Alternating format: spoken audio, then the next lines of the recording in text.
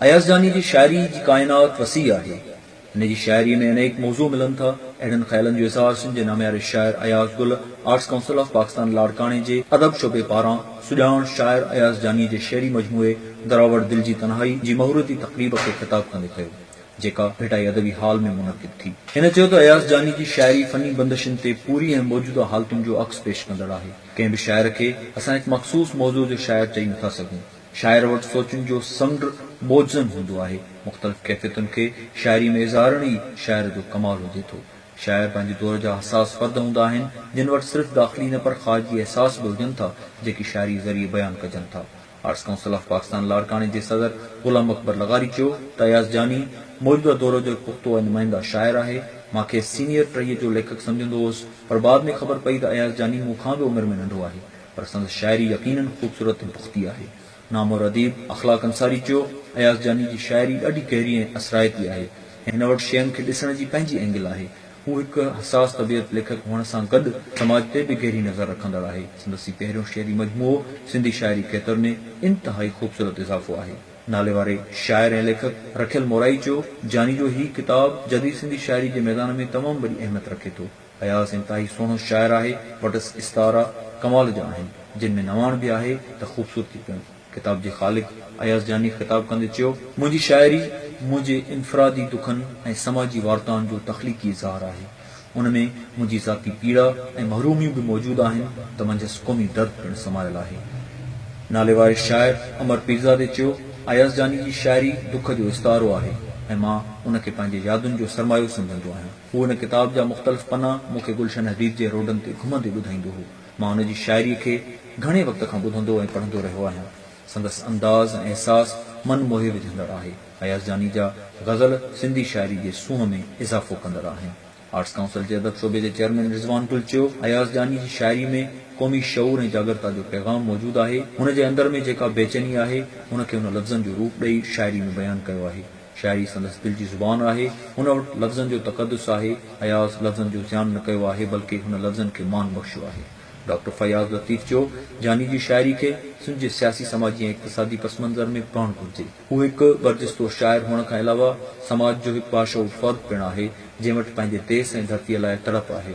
हुन में ख़ुशहाली जा ख़्वाब आहिनि। डॉक्टर एहसान दानिश चयो त दरावड़ दिल जी तन्हाई जानी जो तख़लीक़ी फ़िक्री ऐं हिसी तज्ज़ियो आहे। वतन दोस्ती, इंसान दोस्ती, क़ौम परस्ती ऐं रूमानियत मजमूई तौर ते हिन जी शायरी जो महवर आहिनि। मूंखे अयाज़ जानी जी शायरी पढ़ी लॻो त हिन जे मन में हिकु अजीब उञ तड़प ऐं तलाश आहे। हिन जी उहा तलाश बि ना तमामु आहे, छो त हिन जी तलाश ज़मीन जे छेड़नि खे छुहण ते ख़तमु नथी थिए, बल्कि हुन जो वजूद आसमाननि जे वसतुनि ताईं वञण लाइ आतो आहे। ऐं हू जॾहिं हेज मां हलंदे अखियूं पेर करे आसमान ॾांहुं उॾरे थो त हुनखे पंहिंजी मंज़िल अहिड़ी अणॾिठल माग जीअं महसूस थिए थी, जंहिंजे अॻियां उब बि ओरते आहे। जुगनि खां जीउ वेगाणो अलाए छा तलाशे थो, उॾाणो आसमाननि ॾे विसारे आब ऐं दाणो अलाए छा तलाशे थो। प्रोफेसर सिकंदर अब्बासी चयो अयाज़ जानी जी शायरी जो हिकु वॾो समाजी ऐं सियासी पस मंज़र आहे। तंहिं करे संदसि शायरीअ ते पंहिंजे दौर जे हालतुनि, समाज जे कर्बनाकियुनि ऐं वेसाघातियुनि जा आसार चिटा आहिनि। हुन जी शायरी रुगो मज़े जो ज़रियो नाहे, पर हुन में पंहिंजे वक़्त जी सियासी, समाजी ऐं इक़्तिसादी चुकुर ऐं क़ौमी शऊर बि मौजूदु आहे। रफ़ीक सियाल चयो अयाज़ जानी जे इज़हार जो असलूब निहायत तख़लीक़ी, ॻूढ़ो ऐं संजीदा ऐं बावकार आहे। शायरी खे रुगो निरासाई जी नोहागरी न बणाइणु खपे, उन में उमीद जो नग़मो बि ज़रूरी आहे। ऐं अयाज़ जानी जी शायरीअ में बि उन नग़मे ऐं उन गीत जी गूंज महसूस थिए थी। कामरेड हुसैन बख़्श नारे जो चयो अयाज़ जानी जी शायरी पंहिंजे मौज़ूअनि में ॻूढ़ी ऐं ॻुथियल आहे।